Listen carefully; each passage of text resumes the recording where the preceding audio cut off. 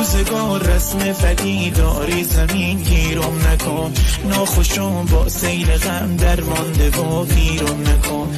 بی کس و تنها شدم افتادم از یارم جدا، رنگ شادی رو ندیدم در جوانی ای خدا.